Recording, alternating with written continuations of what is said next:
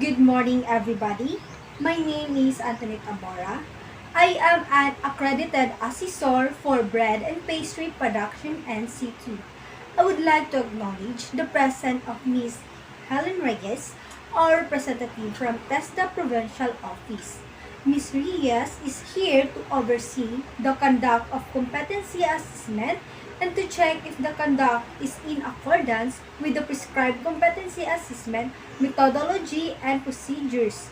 She will not assess you, okay?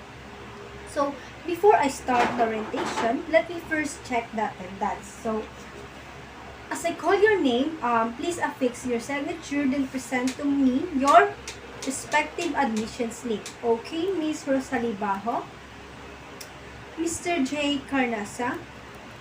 Okay, so I have here with me your accomplished self-assessment guide and application form. This is an indication that you know and can perform all the units of competency enumerated in these qualifications. Therefore, the purpose of our assessment for bread and pastry production in C2 is to determine the level of your competency. This can also be used for local or overseas employment and promotion. So today, I am going to administer competency assessment in bread and pastry production and C2 with a core unit of competency, namely, first, prepare and produce bakery products.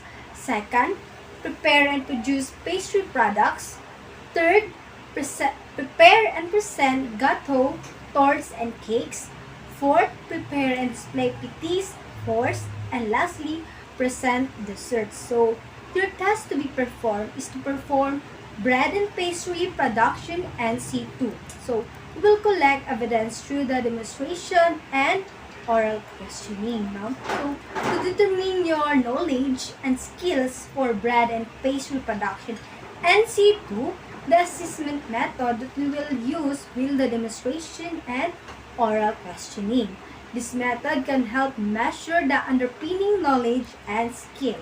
So, for your personal needs, our restrooms are located downstairs beside the conference room, and you can take your meal at the canteen located at the lobby. So, if you have difficulty in understanding the given instruction, please do not hesitate me to inform because I am willing to translate it for you. But once the assessment has started, please refrain from asking questions.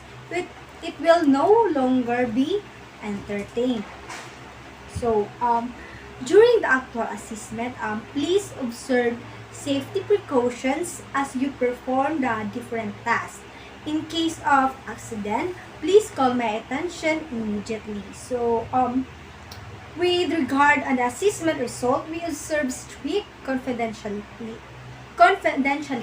In case you have any questions regarding the assessment result, you have the right to appeal, but you can submit your appeal to the TESDA Provincial Office where the assessment center and the assessor were accredited. So, do you have any question? I have no question po, ma'am. Okay, if you have no question and clarifications, I am going to distribute to you the specific instructions. So, please read them carefully. So, prepare the necessary ingredients and materials, no, and equipment in accordance with the following tasks to be performed within 5 hours. So, first, prepare and produce bakery products. Second, prepare and produce pastry products. Third, prepare and present gâteau, tarts, and cakes. Fourth, prepare and display pities. Fourth, and lastly, present dessert. So, do you have any question? I have no question po, ma'am. Okay. So, this time, I am going to administer the competency assessment agreement sheet. So, this CAAS serves as a conduct between the candidate and the assessor. So, that the assessor explains and the candidate understands the process and requirements of the assessment. So, please affix your signature and answer all the questions outlined in the sheet. So, get one in pass. So, everybody, you must be ready now. Let us start the assessment proper. Now, let's proceed to the demonstration with oral questioning. As I call your name, proceed to the demonstration area. Okay? First, Miss Rosalie Bajo. So, you will now proceed to the demonstration area. So, bring your specific instruction. So Miss Bajo, this is our assessment area, where you are going to perform the UC number 1, prepare and produce bakery products. So please read your specific instruction. If you have any question, you ask now, because once the assessment started, you can no longer ask any question. I have no question po, ma'am. On that regard, you may now begin, and please be informed that after demonstration, oral questioning will follow. Okay, done? Miss Baho? Okay, let's proceed to oral questioning. So, here is your question. How do you produce good quality bakery products? Okay, very good. Let's proceed to feedbacking. So, how do you feel about the assessment? Ma'am, I am confident that I was able to perform well during the demonstration, even if I have a hard with the written test and oral questioning. Okay, my observation coincides with your opinion. You are competent in performing the different skills in bread and pastry production and C2. However, you didn't observe safety precautions while conducting the demo. In oral questioning, you are not confident in answering, but your answers are all correct. And the result of the written test showed that you are knowledgeable enough about bread and pastry production and C2. For that, I would like to congratulate you for a job well done and for having a competent rating on these assessments. Once again, congratulations. Okay, will you please affix your signature in your rating sheet as well as in your competency assessment results summary.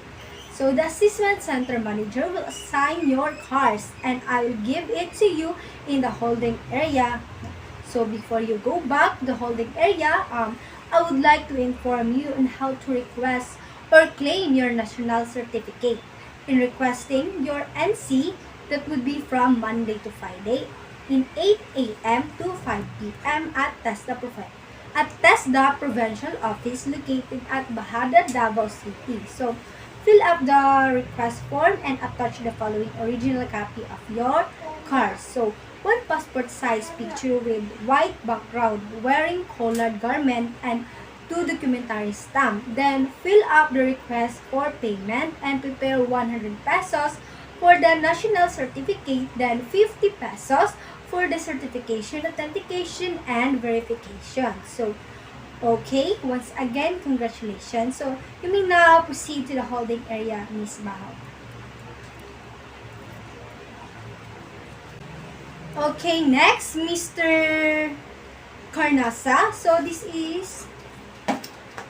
is our assessment area where you are going to perform the UC number 1, prepare and produce bakery products. So, please read your specific instructions. So, if you have any question, you ask now, because once the assessment has started, you can no longer ask any question.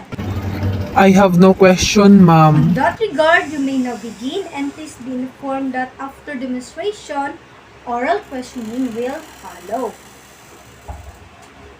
Okay, Mr. Carnasa, are you done? Okay, let's proceed to the oral questioning. So here is your question. How do you produce good quality bakery products? I don't know, ma'am. Okay, let's proceed to feedbacking. So, Mr. Carnasa, how do you feel about the assessment? I feel so nervous. I forgot the proper sequence of demonstration and almost passed out during the assessment. Oh, really? So, in that manner, what will you do if you are asked to demonstrate again? I will try my best to control my fear and focus to the task being asked. Oh, so what did you learn from this session. I had learned that should review on the knowledge and skills and practice for me to become confident, and also I will change my negative attitude towards learning and I will try to focus and practice. Okay, Mr. Carnasa. Based on the result of my observation during the demonstration, the outcome of the assessment is that you are not yet competent. However, you can be reassessed anytime at your convenience or when you are confident to perform the given task. So, do you have any question? Okay, if none, will you affix your signature in your waiting sheet as well as in your competency assessment result of summary? So the assessment center manager will sign your cards and I will give it to you in the holding area, okay? Thank you very much. You may now go back to the holding area. Assessment center manager, the assessment is over. Will you please sign this competency assessment result summary? Okay, thank you. Okay, candidates, I will now distribute your cards.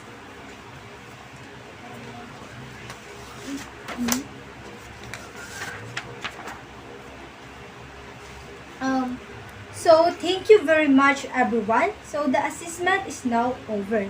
You may now go. So test the representative assessment is over for the bread and pastry production NC2. Now I am presenting to you the complete test package of the bread and pastry production NC2.